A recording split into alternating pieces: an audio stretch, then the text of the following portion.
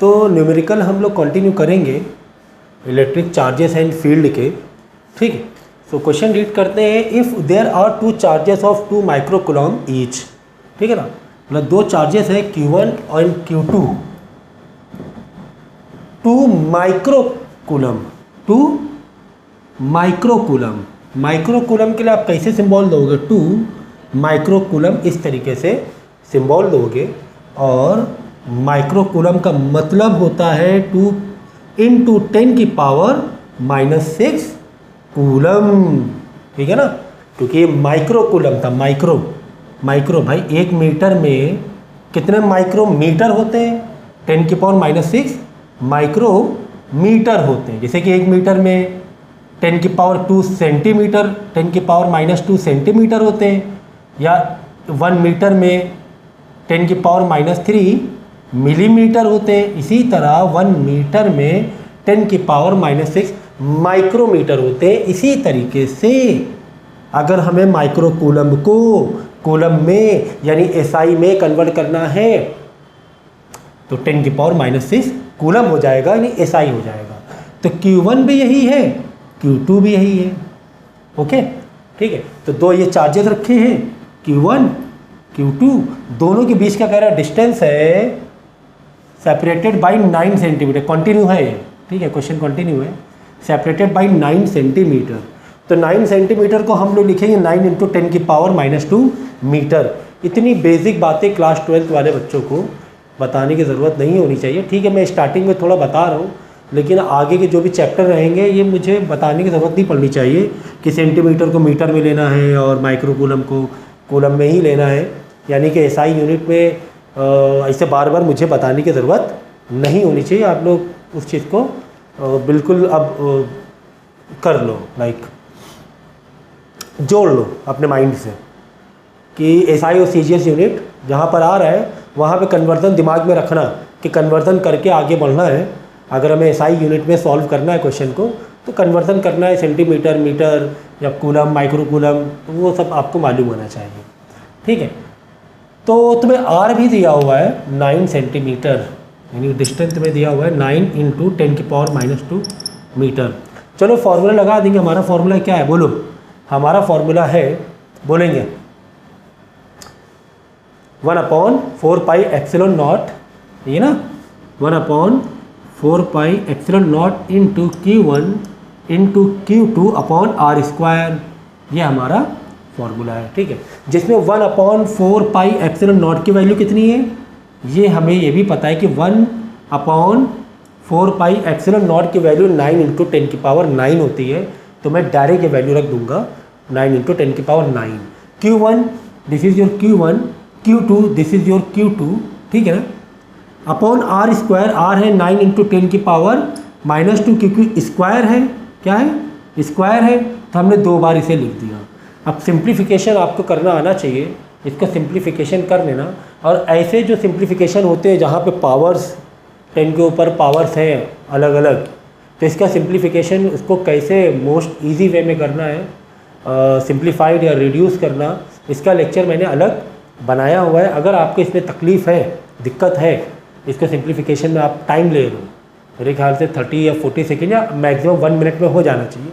फिर भी आपको ज़्यादा टाइम लग रहा है तो सिंप्लीफिकेशन वाला लेक्चर आपको देखना चाहिए, ऐसा मुझे लगता है, ठीक है। तो सिंप्लीफाई कर लेना और आंसर आपका आ जाएगा, force between 2 charges of 2 coulomb each is 4.4 Newton, ठीक है ना, सही है। नेक्स्ट है हमारा एक ग्राफ हमें बनाना है। Plot a graph showing the variation of coulomb force versus 1/R², where R is the distance between the 2 charges. R क्या है, 2 चार्जेस के बीच जो डिस्टेंस है। हमें ग्राफ बनाना है फोर्स वर्सेस 1/R²।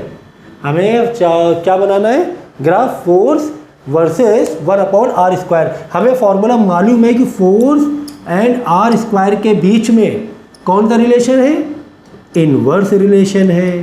कौन सा रिलेशन है? इनवर्स रिलेशन है। तो सर इनवर्स रिलेशन का ग्राफ बनाना क्या टफ है? अगर आपको याद होगा लास्ट ईयर भी और उससे पहले क्लास 10 9th में जो भी बच्चे पुराने हैं, मैंने आपको बताया था इनवर्स और डायरेक्ट रिलेशन का ग्राफ बिलो 90 एंड अबव 90 बनता है। ठीक है, यानी कि अगर बिलो 90 डिग्री है वो बताता है, अगर कुछ इस तरीके से है बिलो 90 है ना, इस तरीके से है या इस तरीके से या इस तरीके से है, ये होता है आपका डायरेक्ट रिलेशन। लेकिन साथ ही में अगर आपको इन्वर्स रिलेशन के ग्राफ बनाना है तो आपको अबव 90 बनाना पड़ेगा। ऐसे है, ऐसे है, ऐसे है, ये सारे अबव 90 के। एक रफली मैंने आइडिया दिया है। और कर्व भी आप ले सकते हो, नॉन यूनिफॉर्म वेरिएशन भी ले सकते हो। बट ये हो गया इन्वर्स एंड ये हो गया डायरेक्ट। ठीक है ना, सॉरी ये हो गया, ठीक है, इस तरीके से। अब वो डिपेंड करता है कैसा क्या रिलेशन है, कैसा क्या रिलेशन है। ये सारे जो लाइन्स हैं सब किसके हैं? बिलो 90 के, है ना। अगर आप ये देखोगे बिलो 90 दिखेगा, ये देखोगे बिलो 90 दिखेगा। ठीक है ना, ठीक है ना, ये बिलो 90 दिखेगा। ये लाइन देखोगे तो ये बिलो 90 आपको दिखाई देगा। तो जो बिलो 90 होते हैं वो डायरेक्ट रिलेशन शो करते हैं, जो अबव 90 होते हैं वो इन्वर्स रिलेशन शो करते हैं। तो अब हमें पता है कि फोर्स और आर स्क्वायर के बीच में कौन सा रिलेशन है? इन्वर्स है। जो डिस्टेंस है वो क्या है? डिवाइड में है ना, अपॉन में है ना, इक्वल टू से कंपेयर करोगे तो ये आर है वो क्या है? इन्वर्स है। वो भी इन्वर्स स्क्वायर में इन्वर्स है, स्क्वायर में इन्वर्स है। स्क्वायर में इन्वर्स ये मैंने लास्ट लेक्चर में बताया था कि आप 2 मीटर जाओगे, फिर 2 का और 2 का स्क्वायर 4 टाइम्स फोर्स है ना डाउन हो जाएगा। 3 मीटर दूर जाओगे तो 3 का स्क्वायर 9 टाइम्स फोर्स कम हो जाएगा, इन्वर्सली रिलेट करेगा। ठीक है ना, आई बात समझ में? तो उस हिसाब से तो सर मैं सीधा इन्वर्स है तो इन्वर्स के लिए मैं ऐसे ग्राफ बना सकता हूँ, है ना। तो ये किसका है? फोर्स एंड आर स्क्वायर का, चलो ले लो आर का। सही है, ऐसे ही ग्राफ बनेगा ना inverse. Left hand right hand मैंने बताया था, अगर आप याद करो तो ये लेफ्ट हैंड का इंक्लिनेशन है, अबव 90 इंक्लिनेशन है। ठीक है, ओके। लेकिन आप लोगों को फोर्स और आर स्क्वायर के बीच का ग्राफ नहीं बनाना है। फोर्स एंड आर स्क्वायर मतलब force versus R square graph नहीं बनाना है। हमें बनाना है फोर्स एंड 1/r स्क्वायर। बात समझो, अगर फोर्स और आर स्क्वायर का बनाते ग्राफ तो आपका ग्राफ ऐसा बनता, लेकिन हमें बनाना है फोर्स एंड 1/r स्क्वायर। बोले यहाँ पर ऑलरेडी इन्वर्स कर दिया है हमने, यहाँ पर पहले से ही इन्वर्स कर दिया है, तो आपका जो ग्राफ बनेगा वो कुछ इस तरीके से ग्राफ बनेगा। ठीक है ना, वो डायरेक्ट ही काइंड ऑफ रिलेशन आ जाएगा। इस चीज़ को समझो आप, ठीक है, क्योंकि 1/r स्क्वायर का बनाना है। अगर आर स्क्वायर देखो यहाँ पर रिलेशन कैसे है फोर्स और आर स्क्वायर का? फोर्स का आर स्क्वायर से रिलेशन है कि 1/r स्क्वायर का है? इन्वर्स रिलेशन की बात करेंगे, इन्वर्स आर स्क्वायर का है। फोर्स और आर स्क्वायर के बीच में इन्वर्स रिलेशन है। फोर्स एंड 1/r स्क्वायर के बीच में इन्वर्स रिलेशन नहीं है। यहाँ पे ऐसे करके नहीं है, 1/r स्क्वायर नहीं है अपॉन में कि आप बोलोगे सर ये तो हाँ इन्वर्स हो रहा है 1/r स्क्वायर से। नहीं, क्योंकि 1/r स्क्वायर अगर होता है यहाँ पे आर स्क्वायर ऊपर जाके रेसिप्रोकल करता है, डायरेक्ट रिलेशन नहीं हो जाता। तो इस चीज़ को समझो, हमें जो ग्राफ बनाना है फोर्स एंड आर स्क्वायर के बीच नहीं बनाना है, हमें फोर्स एंड 1/r स्क्वायर के बीच बनाना है। या ऑलरेडी हमने इसको इन्वर्स कर दिया है, तो इसको इन्वर्स करने की ज़रूरत नहीं है, आप इसको डायरेक्ट रिलेशन में ही बनाओगे। ठीक है सर, आई बात समझ में? तो ग्राफ को, हाँ मैंने ग्राफ के ऊपर भी लेक्चर बनाया हुआ है। पर्सनल ट्यूशन, जो भी बच्चे पर्सनल ट्यूशन ले रहे हैं हमसे, वो ग्राफ रीडिंग का लेक्चर उनको देखना बहुत ज़रूरी है, इससे कि आप थोड़ा और फ्रेंडली हो जाओगे। एक नज़र में ही ग्राफ को समझने लगोगे कि ग्राफ क्या कह रहा है, एक नज़र में समझने लगोगे, पूरी कहानी एक नज़र में समझ में आ जाएगी। ग्राफ रीडिंग करना इतना इम्पॉर्टेंट है, इतना इम्पॉर्टेंट है। ठीक है, तो यहाँ पे हमने बनाया देखो फोर्स एंड 1/r स्क्वायर का। ठीक है, देखो, सो क्वेश्चन पूरा पढ़ेंगे। 2 charges of each pair of charge 1 microcoulomb and 2 microcoulomb and 1 microcoulomb and minus 3 microcoulomb. ठीक है, सही है, सही है। मतलब 2 क्वेश्चन हैं। एक तो भाई 1 माइक्रोकूलम एंड 2 माइक्रोकूलम। ठीक है, दोनों ही पॉजिटिव हैं, दोनों ही चार्जेस क्या हैं, पॉजिटिव हैं। या अट्रैक्ट होंगे कि रिपेल होंगे, ये रिपेल होंगे, दूर भागेंगे। ठीक है, और दूसरा वाला कहानी क्या है, दूसरे वाली कहानी है 1 माइक्रोकूलम एंड माइनस का 3 माइक्रोकूलम, माइनस का 3 माइक्रोकूलम। तो ये आपस में क्या होंगे, बोलो, ये तो हो जाएंगे भाई रिपेल, और ये होंगे, बोलो, पॉजिटिव नेगेटिव, अट्रैक्ट, ये अट्रैक्ट होंगे, ये होंगे अट्रैक्ट। ठीक है, चलो, तो यहाँ पर देखो हमने ग्राफ बनाया। अब फोर्स लिया हमने एक पॉजिटिव, हमें पता है कि फोर्स हमारा वेक्टर क्वांटिटी है। ठीक है, यहाँ पर जब तुम फोर्स का आंसर निकालोगे, यहाँ पर फोर्स का आंसर निकालोगे,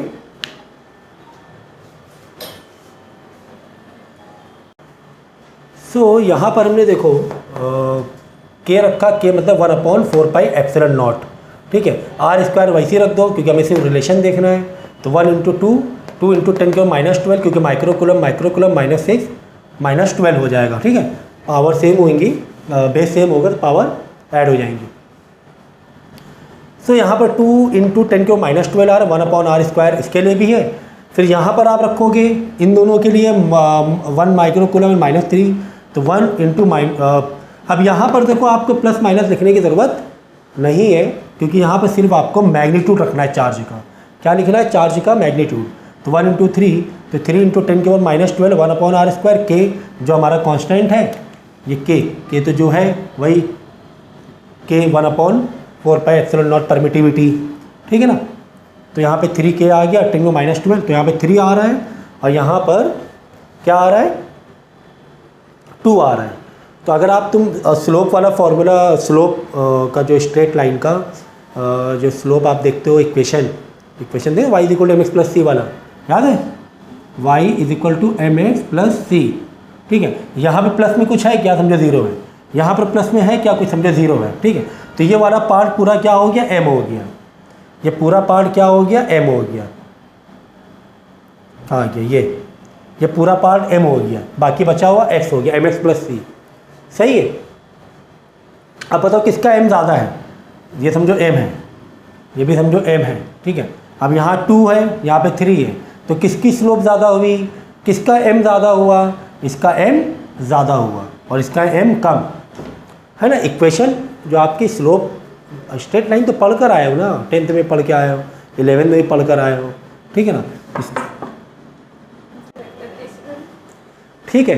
तो यहाँ पर पूरी वैल्यू सेम है, बाकी 10⁻12 1/r² सेम है, 1/r² एंड 10⁻12 सेम है। फ़र्क क्या है, सिर्फ 3 और 2 का। तो इसका मतलब m इसका कम है, उसका m ज़्यादा है, यानी यहाँ पर m लार्जर आएगा, यहाँ पर m स्मॉलर आएगा। तो जब ग्राफ बनाओगे तो यहाँ पे ओवरऑल देखो कहीं ना कहीं नेगेटिव, क्योंकि एक चार्ज तुम्हारा क्या नेगेटिव है, तो एक नेगेटिव तरफ लाइन बनेगा 1 एंड -3 माइक्रोकूलम की, यहाँ पे 1 एंड 2 की। तो 1 एंड 2 के लिए पॉजिटिव की तरफ फोर्स पॉजिटिव लगाओगे और इसके लिए फोर्स क्या लगाओगे, नेगेटिव लगाओगे। लेकिन याद रखना, स्लोप मैं ठीक से बना देता हूँ क्योंकि तुम्हें ना एक स्लोप ज़्यादा रखनी है और एक स्लोप कम रखनी है। कौन सी स्लोप कम रखनी है, पॉजिटिव वाले की स्लोप कम रखनी। स्लोप कम होने का मतलब ये जो x होता है ना, ये तो तुम्हारा भी फिलहाल r है, तो स्लोप कम होना मतलब x की तरफ इंक्लिनेशन या झुकाव ज़्यादा होना, ये स्लोप हो गई कम वाला। ठीक है, और ये स्लोप ज़्यादा वाली हो गई।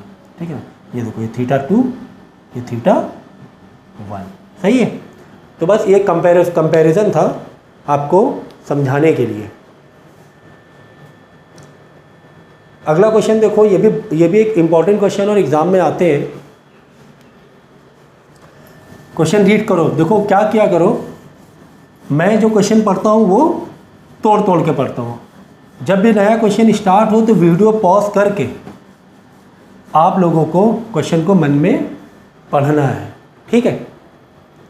सो इससे क्या होगा कि आपका माइंड प्रिपेयर हो जाएगा, एक एक फ्रेम बन जाएगा दिमाग में कि क्वेश्चन क्या कह रहा है। उसके बाद मैं तो एक्सप्लेन कर ही रहा हूँ, लेकिन कोशिश किया करो कि मन में क्वेश्चन को पढ़ा करो। अगर मेरा लेक्चर 45 मिनट या 1 घंटे का है तो आपको कम से कम डबल टाइम ज़रूर लेना है चैप्टर को कंप्लीट करने के लिए, लेक्चर को कंप्लीट करने के लिए, ठीक है। क्योंकि 1 बाय 1 आपको पिक्चर समझ के नहीं देखना है कुछ भी। जैसे जैसे मैंने क्वेश्चन कराया है वीडियो पॉज करके आप लोग भी करोगे, ये चीज़ का ध्यान रखना। It is the ratio of the force between two charges kept in vacuum to the force between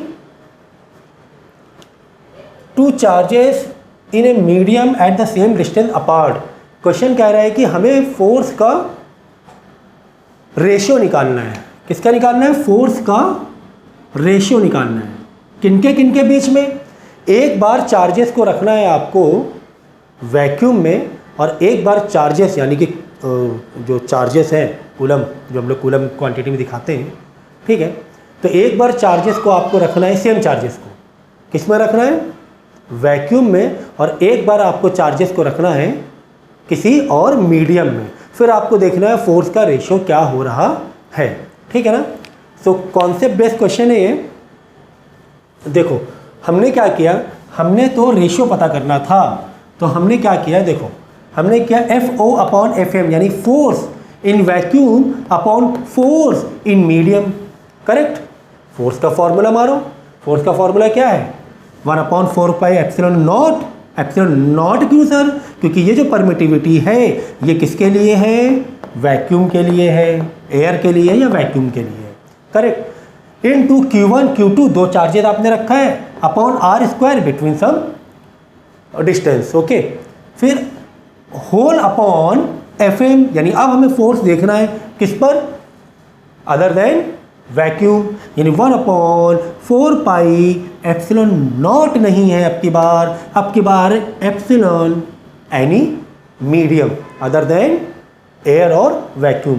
तो डेफिनेटली एप्सिलॉन नॉट की वैल्यू तो हमें पता ही है 8.85 इंटू 10⁻⁻12, लेकिन मीडियम की वैल्यू तो कुछ और, अलग अलग मीडियम में अलग अलग परमिटिविटी होती है। एग्जाम्पल के तौर पे तुमने दो चार्जेस रखा और बीच में पेपर रख दिया, तब एप्सिलॉन नॉट की वैल्यू बदल जाएगी, क्योंकि कहीं ना कहीं से एक उसको इंटरप्शन मिल रहा है दो चार्जेस को, फोर्स रिपल या फोर्स अट्रैक्ट करने का, या फिर पानी में, लिक्विड में, कहीं और आप चार्जेस के बीच में फोर्स को देख रहे हो।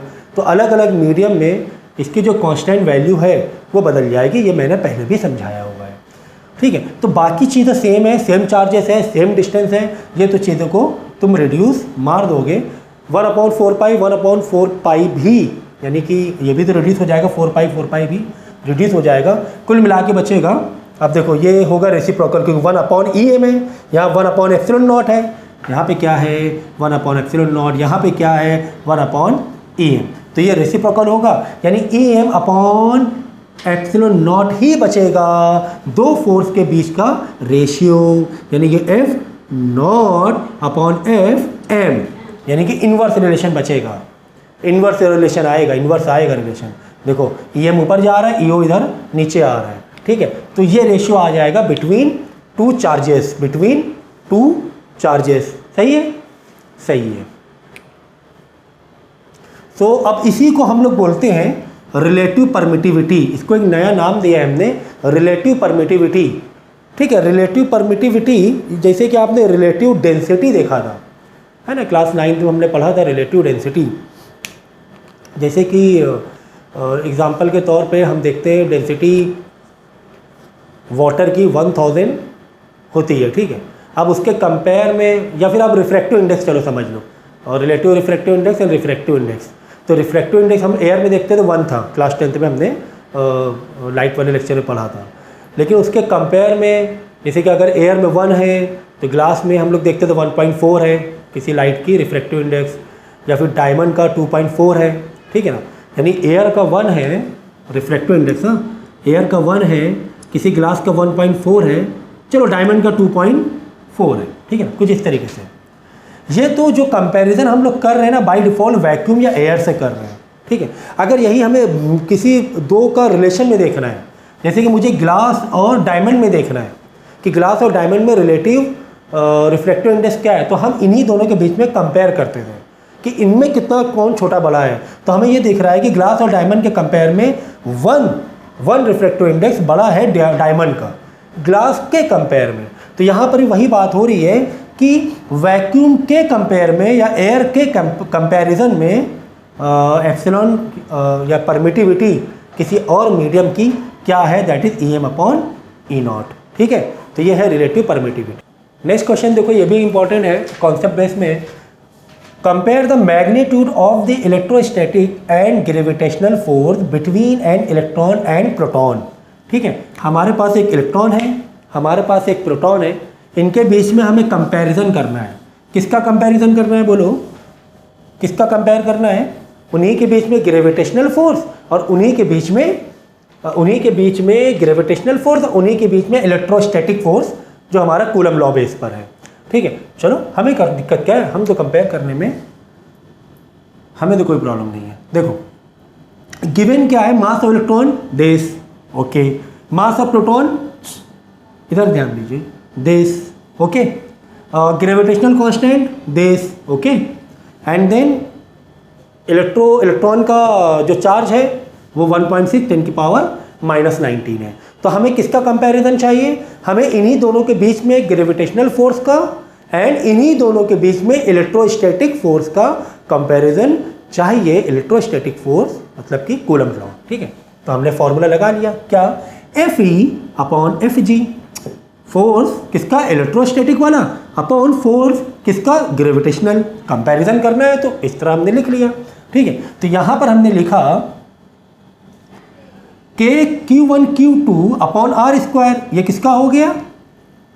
इलेक्ट्रोस्टैटिक, अपॉन नीचे ग्रेविटेशनल भी तो लिखना है, तो ग्रेविटेशनल फॉर्मूला बोले G M1 M2 upon R square.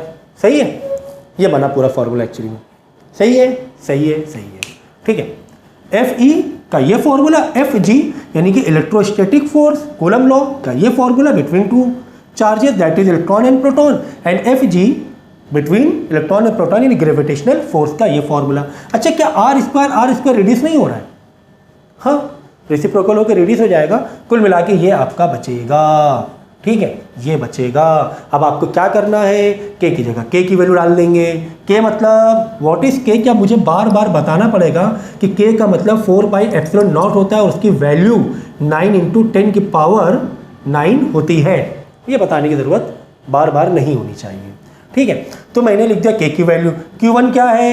Q1 1.6 10 की पावर -9, Q2 क्योंकि इलेक्ट्रॉन है प्रोटॉन है तो 1.6 10 की पावर -19 ही हमने कर दिया।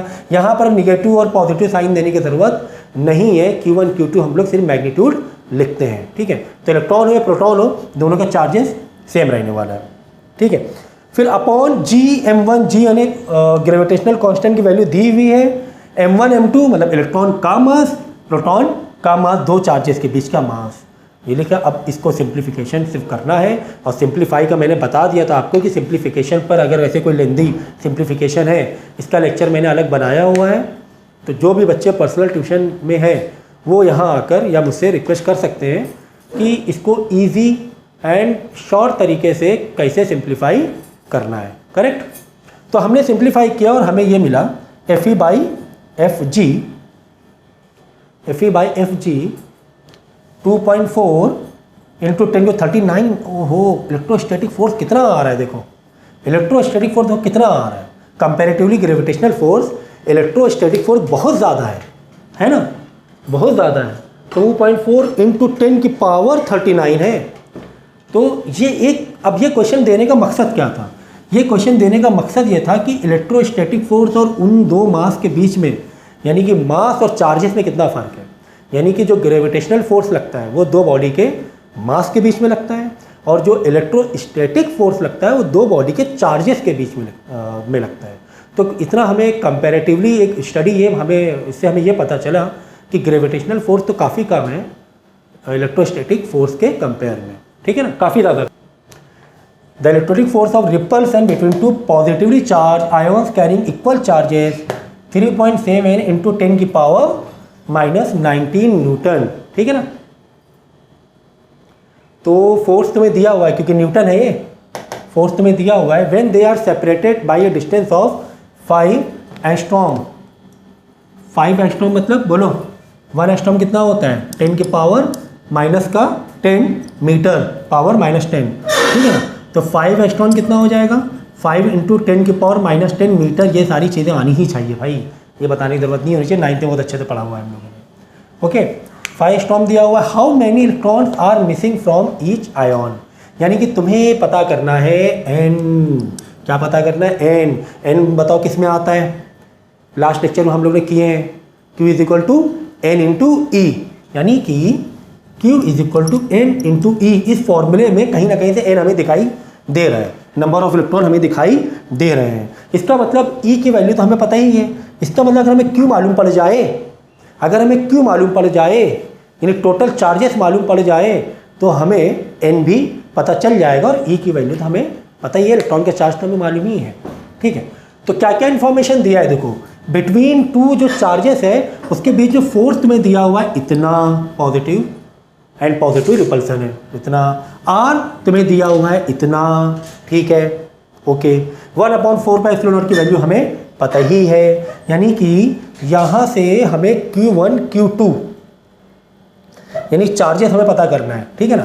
तो Q1 × Q2 that is your Q², same charges है ना, ठीक है, दोनों सेम चार्जेस हैं। तो Q1 × Q2 कितना हो जाएगा? Q² हो जाएगा। चलो मैं इसको करा के दिखा देता हूं।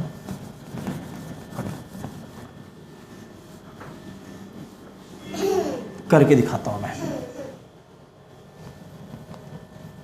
देखो हम क्या करेंगे, फॉर्मूला डालेंगे। हमारा मकसद क्या है? हमें नंबर ऑफ इलेक्ट्रॉन चाहिए। नंबर ऑफ इलेक्ट्रॉन कौन से फॉर्मूले में हमें पता चलते हैं? Q = n × E। E हमें मालूम है, Q हमें नहीं पता है और n तो हमें पूछा ही गया है। इसका मतलब n तो पूछा ही गया है, यानी Q अगर हम कहीं ना कहीं से निकाल लें तो इस वाले फॉर्मूले से हमें n पता चल जाएगा। तो हमने क्या किया, कूलम लॉ डाला, F = K × Q का Q1 × Q2 की जगह में मैंने डायरेक्ट लिख दिया Q² लिख दिया अपॉन R², क्योंकि आयन से सेम चार्जेस हैं, ठीक है। फोर्स तुम्हें दिया हुआ है 3.7 × 10 की power 19 -9 is equal to K की वैल्यू क्या होती है? 9 × 10 की पावर 9 इंटू Q²। वही तो पता कर रहे हैं, ये जानने के लिए Q ही तो हमें पता करना है, ठीक है ना, अपॉन R² R 5 × 10 की पावर -10 का स्क्वायर। करेक्ट है, सही है। ओके, चलो इसको अभी सिंप्लीफाई करना है। Q² को एक तरफ छोड़ दो, 3.7 × 10 की पावर -9 इंटू 5 नहीं 25 कर लो, 5 का स्क्वायर 25 हो जाएगा और -2 × 2 पावर क्या हो जाती है, आपस में मल्टीप्लाई हो जाती है, करेक्ट। तो 10 की पावर -20 और अपॉन में आएगा, ये नीचे अपॉन में आ जाएगा 9 × 10 की power 9 is equal to Q²। तो यहाँ से तुम्हें क्या मिल जाएगा? यहाँ से हमें सर Q² मिल जाएगा, ठीक है ना। Q² है, कोई बात नहीं, तो इसको अंडर रूट में ले लेना या फिर क्या करना, इन दोनों साइड स्क्वायर मार लेना। ये भी Q² हो जाएगा, n² हो जाएगा इंटू E² आ जाएगा। दोनों साइड क्या मार लेना? स्क्वायर मार लेना। अब Q² या Q² की वैल्यू डालना, E मतलब 1.6 × 10 की पावर -19 का स्क्वायर, सबको इधर भेज देना, बाद में यहाँ पे अंडर रूट मार कर स्क्वायर से वैल्यू निकाल लेना। देखो सिंप्लीफिकेशन, मैंने कहा कि सिंप्लीफिकेशन आपको आने चाहिए। क्लास 12 के बच्चों को हम लीनियर इक्वेशन तो सिखाने नहीं जाएंगे ना, it is what linear equation ही तो हुई कि एक अननोन वैल्यू निकालनी है। इसके बाद आपको चीज़ें मालूम होनी चाहिए कैसे हमें फाइंड करना है, ठीक है। तो यहाँ से आपको मालूम पड़ जाएगा n number of electron missing मालूम पड़ जाएगा, ठीक है।